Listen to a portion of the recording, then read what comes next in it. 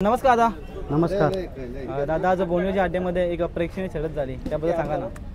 आज आपले स्वर्गवासी तात्या यांना आपण खूप मिस करत होतो, कारण की भुंगा आणि जपान म्हणजे ह्या सीझनला पहिल्यांदा पळायला आले. आमचा फेराही जपानचा इथं झाला होता, पण आज तात्यांची कमी खूप भासत होती, कारण की आम्ही ज्या मैदानामध्ये यायचो तर समोर आम्हाला एंट्रीला पहिला तात्या भेटायचे. तर तात्यांना माझ्या सावकार ग्रुपकडून आमच्या तो सगळ्या मित्र मंडळींकडून तात्यांना भावपूर्ण श्रद्धांजली अर्पित करतो. तसे आपले सर्वांचे चाहते म्हणजे विष्णू शेठ, आपले पंढरीनाथ फडके, म्हणजे परत आमचे बाबा यांना सगळ्यांना मी भावपूर्ण श्रद्धांजली अर्पित करतो. आणि आज आनंदाचा दिवस आहे. माझा मित्र आकाश शेठ राऊत 3 शर्ती जितला, मी 2 शर्ती जितलो. ह्या बैलगाडी क्षेत्रामध्ये कधी हार होते, कधी जीत होते, पण आम्ही जितलो तरी तसेच आणि हारलो तरी तसेच. आमची मैत्री ही खूप कट्ट आहे. आम्ही दोघांनी पहिला मागच्या टायमाला भुंगा आणि सुंदर पळलो होता. आम्ही काही कारणास्तव पराजित झालो, पण त्याच ताकदीने परत उतरून भुंगा आणि लखननी चांगल्या प्रकारे विजय प्राप्त केला. आणि याच्यामध्येच आपण सगळ्या लोकांना पण संदेश देतो का मैत्री टिकवत जा आणि सगळ्या लढती आहेत ते मैत्रीपूर्ण लढत जा. आणि मला म्हणजे खास करून आनंद एवढा वाटतो का जसं मी मागे बाईटमध्ये बोललो होतो का जपान आणि लक्ष्या ही गाडी मी पळवणार आहे, आज तोच बोनवलीचा आमचा योग आला.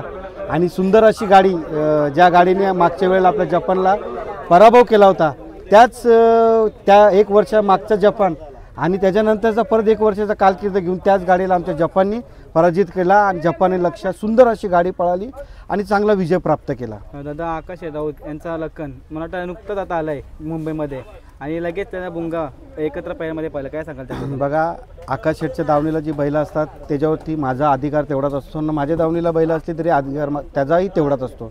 आमची दोघं दावण वेगवेगळी असली तरी आमच्या सर्वच ग्रुपाचा, आमचा SY ग्रुप असला, आमचा किरण शेलार असला, आमचा परत भंगारपाडा राजेश शेठ, नयन कटेकर वगैरे, परत आपला पालेबुद्रुकचा महेश शेठ असले, म्हणजे या दावणीची जेवढी नंदी आहेत हे सगळे नंदी आपण आपले समजतो. आणि जयेश शेठच्या दावणीची पण आपलीच बैल आहेत, म्हणजे आम्ही सगळे मित्र आहेत.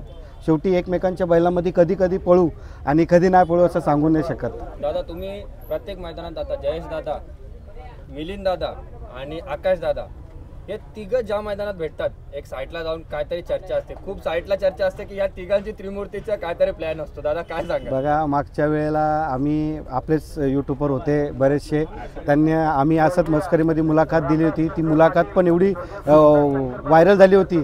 आणि बघा, आमचं प्रेम आहे, सगळ्यांवरती प्रेम आहे. सगळे नंदी आपल्या नंदीसारखेच आहेत, ज्यांच्याबरोबर आपली गाडी होते आम्ही त्यांच्याबरोबर आनंद राहायचा प्रयत्न करतो आणि त्यांच्याबरोबर आपण मैत्री करतो, ती मैत्री टिकवण्याचा प्रयत्न करतो. आणि तशीच आमची मैत्री आहे. सुखादुखात आम्ही एकत्र असतो, दुःखातही एकत्र असतो, सुखातही एकत्र असतो. आणि आमचा नेहमी संदेश असतो बैलगाडी क्षेत्रामध्ये का आपण सगळे एक आहेत आणि एकत्र राहून आपण सगळ्या गोष्टींचा आपण आनंद घेतला पाहिजे.